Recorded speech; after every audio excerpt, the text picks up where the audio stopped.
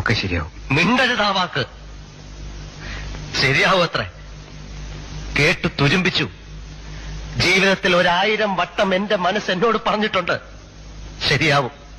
എന്റെ അമ്മ, അച്ഛൻ, പെങ്ങന്മാര്, അനിയൻ, ദേവി, നീ, അങ്ങനെ എല്ലാവരും പലവട്ടം പറഞ്ഞു ശരിയാവും.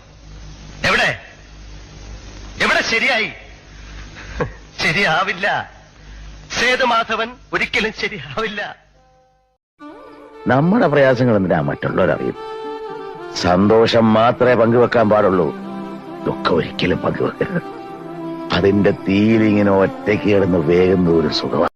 നമ്മൾ തളരുമ്പോ ഒരാളും നമ്മളെ തേടി വരില്ല. നമ്മൾ തകർന്നിരിക്കുമ്പോ അവർ അപ്രത്യക്ഷമാവും.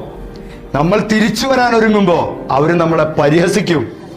എന്നിട്ട് നമ്മൾ വിജയിക്കുമ്പോ അവർ നമ്മളെ വെറുക്കും.